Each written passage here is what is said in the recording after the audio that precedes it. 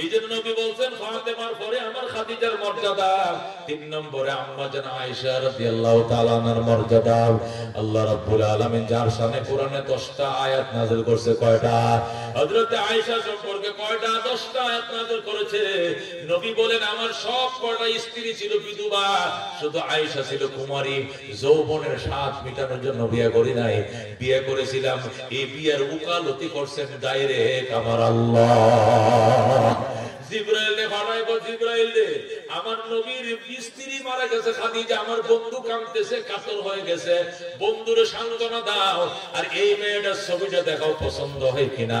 হযরতে আয়েশার ছবি আইনা জিবরাইল আল্লাহর হাবিবকে দেখাইছে, দেখেন মেয়েটা পছন্দ হয় কিনা। নবীকে পছন্দ তো এই মাইয়া কার? করে আবু বকরের। আবু বকর আমার ভাই, ভাইয়ের মেয়ে বাতিজি বিয়ে করে যায় যাচ্ছেনি। জিবরাইল করে আপনার আপন ভাই না, এটা ডাক্কা ভাই, ডাক্কা ভাইয়ের মাইয়া বিয়ে করে যায় যাচ্ছে। আল্লাহু আকবার।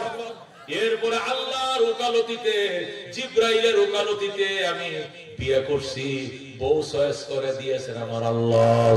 আল্লাহু আকবার। হযরতে আয়েশা রাদিয়াল্লাহু তাআলা আনহা নবী বলেন আয়েশার মেধা দেখে, দিন দেখে, প্রজ্ঞা দেখে এবং আবু বকরের মেয়ে দেখে আমি বিয়ে করছি, এমনি বিয়ে করি নাই। আম্মা জান আয়েশা রাদিয়াল্লাহু তাআলা না 2250টা হাদিস নকল করছেন। দুরূহ আল্লাহু আকবার। নবীজির 2250 হাদিস নকল করেছেন, নবীর থেকে বর্ণনা করেছেন। সাহাবিয়াদের ভিতরে এত জ্ঞানী, এত প্রজ্ঞার অধিকারী অন্য কোন নারী পুরুষ ছিল না।